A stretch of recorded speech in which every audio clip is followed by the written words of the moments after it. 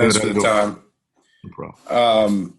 I guess kind of a two-part question, forgive me, but number one, kind of whatever the circumstances, just how important was it for you that Samson did elect to kind of stay and kind of reaffirm, his spot within the backfield? And number two, with him as a sophomore now, is this about as kind of fortified as you feel like the top end of your two deep has been, knowing you've got Stevie, knowing you've got Samson, and both those guys are kind of more veteran at this point? First part of the question, obviously, we're real happy, Samson stayed. And I think that, when you're close to people for a long time and something happens, sometimes it makes, rational decisions and irrational decisions, excuse me. So, no, he wanted to be here. He's a great kid. He's all in. So he's been busting his tail to get ready, And as far as, the depth of our room, obviously, with Samson, with Stevie, with David moving over, Tim, Rod. I mean, I think as far as a group, it's the most, most sound group we've had since I've been here. They're talented. They love ball. And I feel really comfortable with them out there. And then obviously you said it's Stevie Samson. They both started games. Samson still has not played a lot of football, to be quite honest with you. He played Purdue last year in Tennessee. That's really it. Besides that, he didn't have many carries throughout the season. So he's still improving every day, and just excited about the group that we have. Just a really, really strong and really fun group to be around and to coach.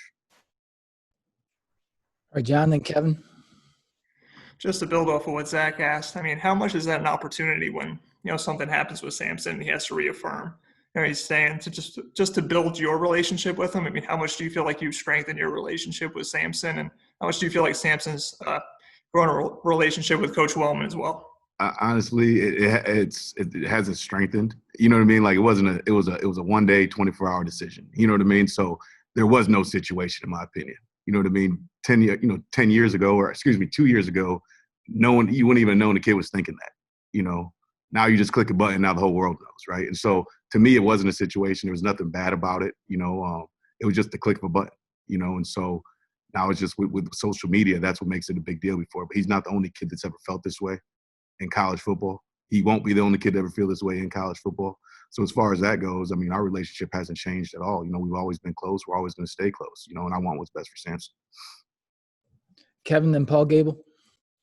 Yeah, Coach, you talk about the depth in the room and feeling good about it. I guess the challenge comes, how do you balance the carries this season? How much should you view it based on merit, on matchups? And do you believe in having that kind of bell cow 15 to 20 carry back, or could you see it, more spread out this year? I mean, I think that's all Coach Sheridan. The more we run the ball, the more guys are going to get touches. And I think there's always whoever you roll with the hot hand. Like I said, I think we have a couple guys that can start in there, and they're all going to play. They're all going to play. So we'll see how it goes. That's how we practice. They all practice, so they're all going to play, and we'll see what happens as we go. But I mean, as long as we run the ball, I mean, if there's only 15 carries in the game, it's hard to say someone's going to get 7 and 7. But you run the ball 20, 30, 25, 30 times, and you can go 20 and 10. You can go 15 and, 15. You can do those things. But, if you only run the ball 15 times a game, I mean, you're not going to be able to do 7 carries and 7 carries. It's just a guy can't get in the flow that way. So see what Coach Sheridan wants to do this year. All right, Paul and Dylan Wallace. Hey, Coach. Thanks for the time. You mentioned Samson hasn't played a lot last season, and with the bizarre offseason, how much does that help? How much does that hurt? His body hasn't been that beat up as compared to other guys. And another question, a freshman for you, Charlie Spiegel, how's he looked for you?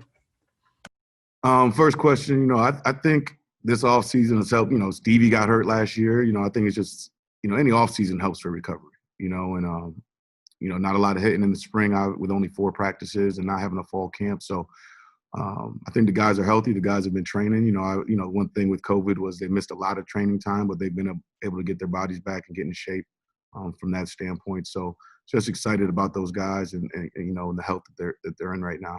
Spiegel's doing well. He's like any other freshman. He's learning every day, and he's a great kid, fun to be around, and I enjoy coaching him every day. All right, Dylan, go ahead, and then Rick Bozich. You mentioned David Ellis, how he's been spending a lot more time with your group. I mean, what have you liked from him and sort of his intangibles that he can bring to the backfield? David's just an explosive athlete.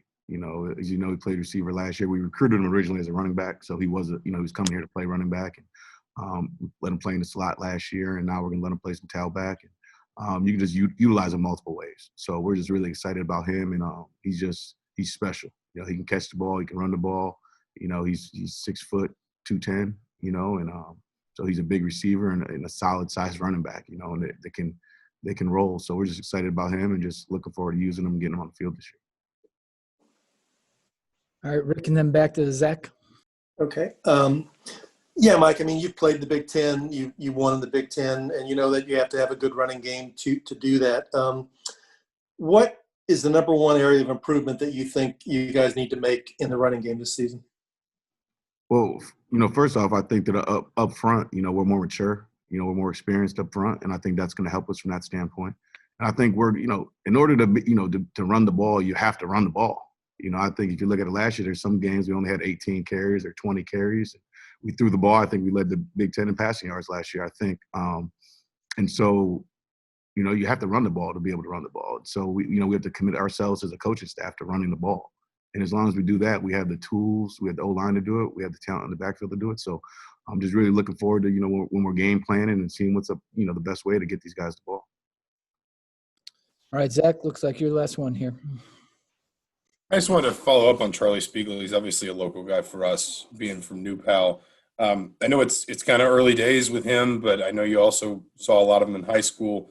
Just what do you think he can bring? I imagine it's something of an unconventional situation. And Mr. Football, such a prolific player, also decides to maybe pass up scholarship opportunities to be a preferred walk-on. Just how would you kind of describe his game as a running back at this point? I think Charlie is everything you see that who he was in high school. He's a thick back that runs really, really hard, and he's hard to tackle. And so now the difference between high school and now is the speed of the game. How fast things go, bigger players, faster players. And so he's like any other freshman, though. He's learning on a day-to-day basis. We throw the ball here at Indiana. So, he's got to learn pass game stuff. He's got to learn routes. He has to learn all those things. So he just needs to develop into a full-time player. But I tell you what, he runs the ball really hard. And we're really excited. With the scrimmage the other day, he ran some guys over and did some good things. So we're just excited to have him in the room, and just happy that he chose to come here because, like you said, he's a kid that passed up scholarship offers to walk on here at Indiana, and he wants to be here. He loves football, and he wants to prove that he's a Big Ten football player. All right, Mike, one more from DJ. Last one, DJ. Hey, Mike, thanks for your time. Coach Allen said yesterday that you and Coach Shelby were two influential figures in getting the team registered to vote this season. What was that process like for the staff this year, and what kind of message did you try to reiterate to the team, especially in an election year? Well, I just think that, we all know what's going on, in America, and some of those things where, I just want to tell the kids, you can't complain if you don't vote. And I think that that's when we started the process of, okay, how are we going to get all these guys registered? And it wasn't just Coach Shelby and I, Coach Paycheck, and our Excellence Academy were heavily involved with that. And they helped us out and gave us a lot of support. But from the team aspect, Coach Shelby ran things, after a couple meetings that we were in. And so the big thing is we just, my thing is don't complain if you don't vote. And, these guys want, they want to be heard. They want a voice, don't tweet, vote. You know what I mean? And so that's the biggest thing that we want to tell them is that, the power you have. It's not just the presidential election. It's your local elected officials as well, that they have a chance to change and have a chance to impact. So if you want to see real change, then use your voice and also go vote, but don't complain if you're not voting. So that's the one thing and the one message that we want to tell those guys.